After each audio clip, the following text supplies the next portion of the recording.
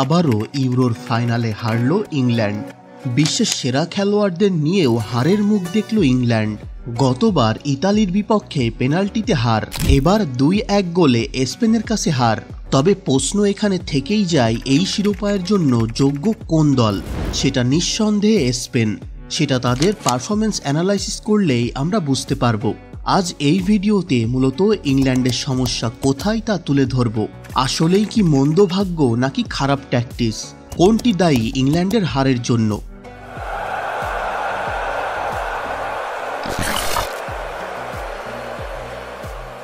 প্রথমেই স্পেনকে নিয়ে কথা বলা যাক। অসাধারণ পারফরমেন্স করেছে স্পেন।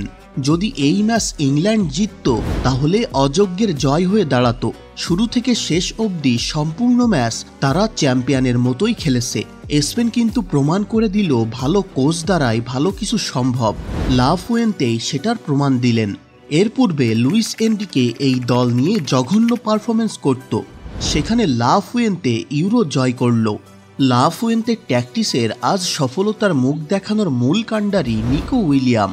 দারুণ খেলেছে ছেলেটি। ইয়ামালের পাশে গোল দিয়ে লিড দেওয়া ছাড়াও আজ তাকে ভিন্ন রূপে দেখা গেছে। ইংলিশ ডিফেন্ডাররা ইয়ামাল এবং ওলমোর উপরে বেশি ফোকাস দিয়ে দিল, আর সে সুযোগটাই কাজে লাগালো নিকো উইলিয়াম। ডিফেন্ডারদের মধ্যে ডানি কারভাহাল এবং মার্কো কুকুরেয়া চোখ জোড়ানো পারফরমেন্স করেছে। মার্কো কুকুরেয়া ক্লাব পর্যায়ে খুব একটা সফল না হলেও এই ইউরোতে তিনি তার ক্লাস দেখিয়েছেন। ফাইনালে তিনি ইংল্যান্ডের গুরুত্বপূর্ণ খেলোয়াড় সাকাকে প্যাকেট করেছেন। তার সাথে গুরুত্বপূর্ণ সময়ে দারুণ একটি অ্যাসিস্ট করেও ইউরো শিরোপা জিতিয়েছেন। কারভাহালের কাজ যেন বেলিংহ্যামকে এবং কেইনকে ব্লক করাই ছিল, আর সফলভাবে সেটা করে দেখিয়েছেন কারভাহাল। এবার কথা বলা যাক ব্যাড লাক নাকি ব্যাড ট্যাকটিস সেটা নিয়ে। আসলে ভাগ্য পরিবর্তন হয় ভালো ডিসিশনে। যোগ্য হলেই সফলতা আসবেই। সফল হতে হলে পরিশ্রম, বুদ্ধিমত্তা এবং পারফেক্ট প্ল্যানিং প্রয়োজন। গ্যারেথ সাউথগেটের প্রতিটা বিফলতাই যেন হ্যারি কেইনের। অপায়া বলে আসলে কিছুই নেই, সবাই অযোগ্য। কেইন বিশ্বের সেরা সেন্টার ফরওয়ার্ড, তাকে ব্যবহার করতে না পারাটা কোচের ব্যর্থতা। জুড বেলিংহ্যামকে, সাকাকে, পামারকে ব্যবহার করতে না পারাটা কোচের ব্যর্থতা নয়। ইংল্যান্ডের ফরওয়ার্ডের দুর্বলতার কথা বলতে গেলে একটি দুর্বলতা হলো ফিল ফোডেন। সে যে মাঠে কি করছিল তা আসলে বুঝে ওঠা যাচ্ছিল না।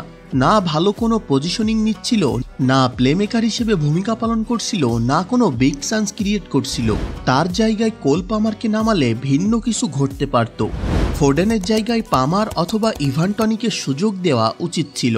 মিডফিল্ডে মোয়ানোকে কেন খেলিয়েছেন সাউথগেট, তার হয়তো কোনো লজিক আপনি খুঁজে পাবেন না। যেখানে বেঞ্চে বসে আছে আলেকজান্ডার আর্নল্ড, তাকে রাইট সাইডে খেলাতে পারত সাউথগেট। যখন দেখা যাচ্ছে ওয়াকার রাইট সাইডে উইলিয়ামের সাথে পারছে না, তারপরও তাকে বদলালো না। দুটি গোল হলো একই সাইড থেকে, যেখানে বল ব্লক করাটাই ব্যর্থ ছিল ওয়াকার। এছাড়া ইংল্যান্ডের খেলায় ট্যাকটিক যে কোথায়, কি গেম প্ল্যান, কোনো কিছুই স্পষ্ট না। ইন্ডিভিজুয়াল পারফরমেন্স দিয়ে কোয়ার্টার ফাইনাল বা সেমি পার করা গেলেও ফাইনাল পার করা যায় না। এটা কেইনের মন্দভাগ্য নয়, এটা সাউথগেটেরই অযোগ্যতা। তো আপনার কি মনে হয় কমেন্ট করে জানিয়ে দিন, এবং ভিডিও সম্পর্কে আপনার মতামতগুলো ডেফিনেটলি জানাবেন। আর ভিডিও ভালো লাগলে একটি লাইক দিয়ে চ্যানেলটি সাবস্ক্রাইব করে সাথে থাকেন। কথা হবে পরের ভিডিওতে।